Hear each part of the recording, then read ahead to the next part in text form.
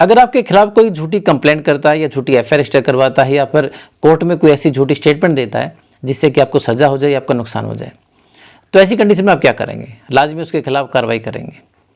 अब इसमें लोगों में एक कन्फ्यूजन है। कई लोग सोचते हैं कि हर जगह हम 340 सीआरपीसी का एप्लीकेशन लगाएं, कई सोचते हैं कि हम 211 की एफआईआर रजिस्टर करवा दें।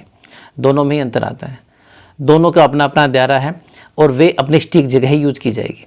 आज हम बात करते हैं इसी कन्फ्यूजन के बारे में कि अगर आपके खिलाफ कोई भी ऐसी झूठी कंप्लेंट, एफआईआर या कोर्ट के अंदर कोई ऐसी कार्रवाई की गई जिसमें कोई झूठ ऐसा सामने आया जिसमें कि आपके खिलाफ कोई भी कार्रवाई हो सकती है गलत, जिससे कि आपको नुकसान हो सकता है या आपको सजा हो सकती है, तो ऐसी कंडीशन में आप लोग क्या करेंगे और कौन से लोग को यूज करेंगे?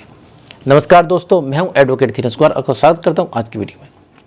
दोस्तों देखिए, अगर कोई भी व्यक्ति आपके खिलाफ किसी भी प्रकार की कोर्ट के बाहर कोई भी शिकायत करे जिसमें झूठ है या कोई एफआईआर रजिस्टर करवाता है या फिर कोई कोर्ट के बजाय कहीं भी, मतलब कोर्ट में आते हैं, एसडीएम ऑफिस आते हैं, जो हमारी जुडिशरी सिस्टम आता है, ऐसी कंडीशन में आप सिर्फ सेक्शन 211 आईपीसी के तहत ही कार्रवाई करेंगे।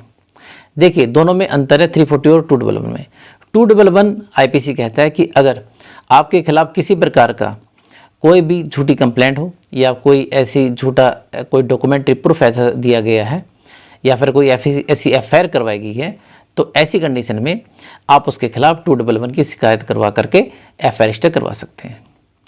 ये कोर्ट के बाहर की कार्रवाई के लिए होता है। इसके अलावा 340 सीआरपीसी की बात करते हैं तो 340 सीआरपीसी सेक्शन है, वो कहता है कि किसी भी प्रकार के कोई भी झूठ अगर कोर्ट के सामने बोला गया जो कि एफिडेविट में दिया गया या ऑन ओथ आपने जैसे कि अपनी गवाही करवाते हैं, तो उसमें अगर आप बोलते हैं तो ऑन ओथ अगर आपने कोई ऐसी स्टेटमेंट दी है या कोई ऐसा डॉक्यूमेंट कोर्ट के सामने पेश किया जिसमें कि आपको सजा हो सकती है, आपको नुकसान हो सकता है, तो आपके खिलाफ कोर्ट कार्रवाई करेगी। तो कोर्ट के सामने अगर झूठ बोला तो 340 सीआरपीसी में कार्रवाई होनी है। कोर्ट के अगर अलावा कहीं और बाहर ये बात कही तो 211 आईपीसी में कार्रवाई होगी। 340 सीआरपीसी में कितनी सज़ा हो सकती है? तो देखिए, 340 सीआरपीसी में जितनी सज़ा, मतलब जितना नुकसान या जितनी सज़ा आपको सामने वाली पार्टी करवाना चाहती थी उतनी सज़ा आपको दी जाएगी। 1 साल का अगर कोई ऐसा काम किया 1 साल की सज़ा होगी तो उसको भी 1 साल की सज़ा होगी। अगर उसने कोई ऐसा झूठ बोला जिससे आपको 3 साल तक की सज़ा होती तो उसको भी 3 साल तक की सज़ा वाले ही कारावास दिया जाएगा। 211 में आपको 2 साल तक की सज़ा या जुर्माना या फिर दोनों में से कोई भी। तो ये दोनों की सज़ाओं में अंतर है और इस प्रकार से इनका प्रयोग है। मतलब आप इस बात को ध्यान रखिएगा कि अगर कोर्ट में कोई केस चल रहा है और कोर्ट में केस के चलते आपके खिलाफ कोई भी झूठी स्टेटमेंट दी जाए तो 340 सीआरपीसी, कोर्ट के अलावा अगर बाहर कोई भी कंप्लेंट की गई है तो ऐसे में आप 211 आईपीसी के तहत कार्रवाई करेंगे। अब इसमें एक बात और भी आती है कि अगर कोई भी ऐसा झूठ आपके खिलाफ अगर कोर्ट में बोला गया है जिसमें कि आप पार्टी ना हो कोर्ट के अंदर, तो आप क्या करेंगे?